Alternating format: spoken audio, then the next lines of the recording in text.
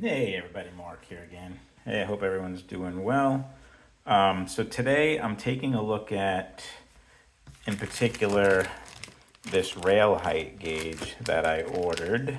I got this from JProducts off of Facebook, and I believe it was, I think I paid $45 for this particular, 35 actually. Not a bad price, $35 plus $5 shipping. And you can see kind of has a cross section there. So, and there's this round circle is on a plunger kind of. So the rail goes either way in between this cross, and there's two magnets here that draw the gauge down. So if we turn this on, I'll show you on a piece of AFX track, kind of, if I can do this properly.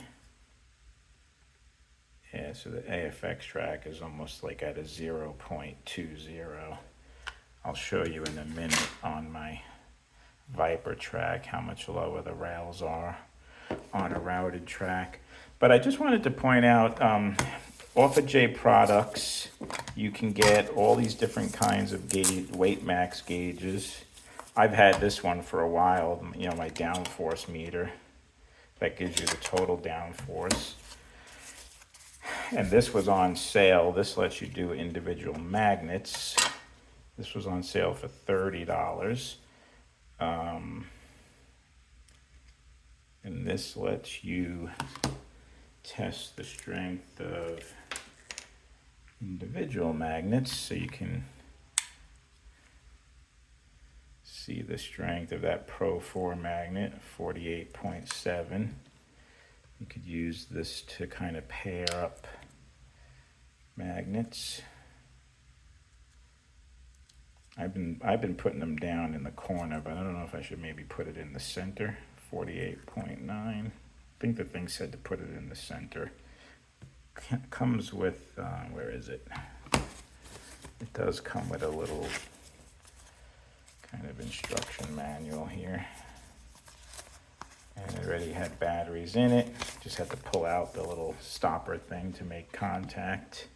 The downforce gauge had batteries in it, and it actually came with a spare. The rail height gauge came with a spare. This is a standard CR 2032. So if we put this in the center, let's see what we get. 48. That one's a little higher. 48.9. So you can kind of use that to get a gauge for, let's see how much these older AFX magnetractions pull on a 28. This is an old Super G Plus motor magnet. It's pulling a 41. If you turn it this way, it's pulling a 24. Obviously, there's more surface area that way. And if we want to take just curious what a level 30 Neo magnet would give us. Pretty strong, 89, 90. So anyway, I do have open here. Let's see if I can get the camera on this. We'll make some space. Let's move some of this stuff out of the way so I can pull the laptop a little closer. Try and show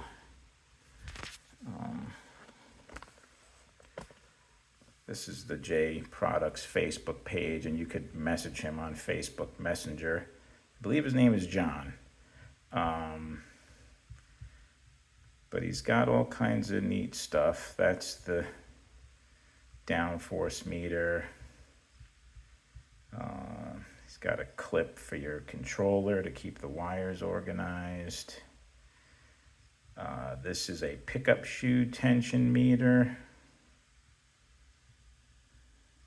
Kind of cool. I wouldn't mind having that. Just some other pictures of some of his other products. So yeah, check out JProducts. He sells little armature holders and stuff. So he's got some cool stuff to check out. Track force meter. That's interesting. Instantly determine the downforce of any HO track. How does that work? I guess you just hold the whole meter over your track. 219. Not sure how that works, but kind of cool.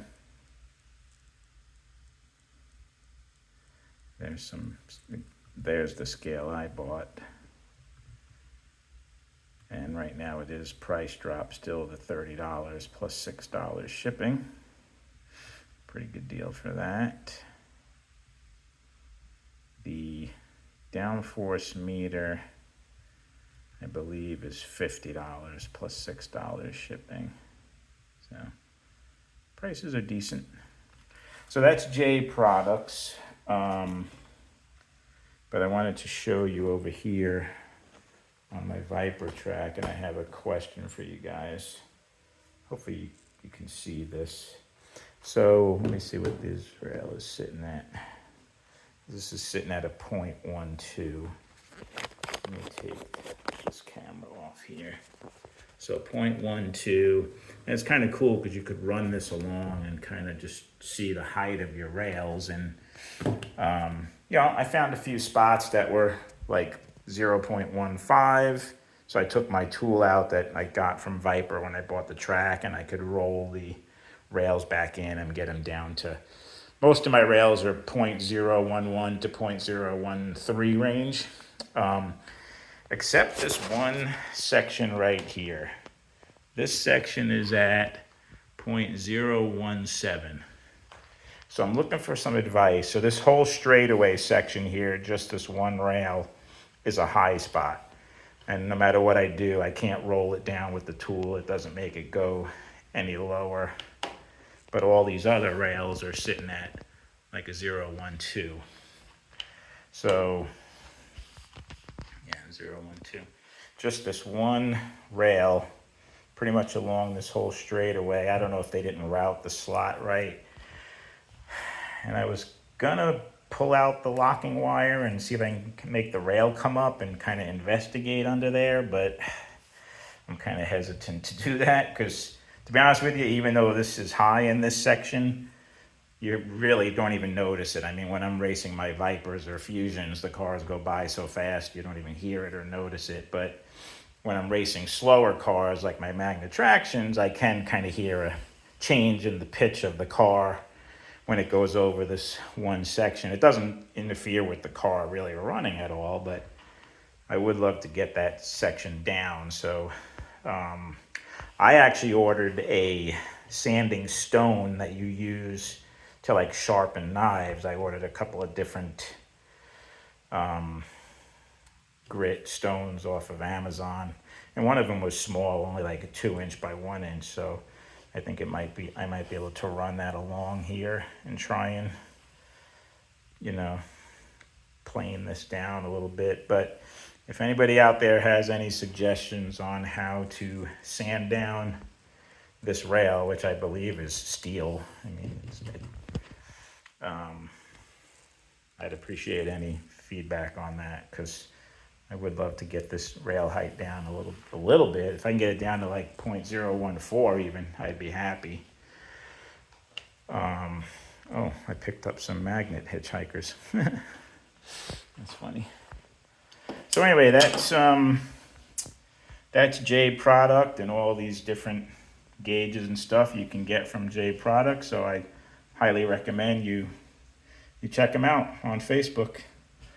But yeah, I thought it was interesting to see how much higher the AFX home track is to a routed track. That's why we can go so much lower with our cars on these these routed tracks. But anyway, that's it. Just wanted to show off this new rail height gauge, and I think it has convinced me that I am going to epoxy down or glue down my rails. I'm going to use the roller tool and do it a section at a time and measure the height with that rail height gauge, and then I'm going to glue it down with is it in, where is that?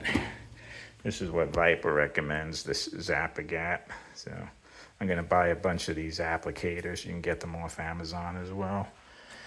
And yeah, going to go ahead and take on that project. So far I've only glued down the ends of my rails where there was a break in the rail joint. So from like here to here is glued on either side to prevent the rails from popping up on the end. So I glued all the rails here, and over there where I had breaks in the rails. But I have not glued the rails down anywhere else. And to be honest, it hasn't been horrible. I mostly race only Pro 4 and lower magnet cars, and that really doesn't cause any issues. Even Pro 10s. But if I go up above Pro 10, like Pro 25, or I have a couple of level 35 Neo cars, I can tell it starts to, start getting some high spots, and then I got to go back around with my tool and roll the rail back down with my little tool that came with the track. You put that big washer in the center, and then those two big bearings sit on top of the rail, and you could push the rails back down. I use that from time to time on the whole track. I'll just roll all the rails again. So anyway, that's it. Let me know what you guys think. Appreciate your feedback, and we'll talk with everybody soon. All right, thanks guys. Bye.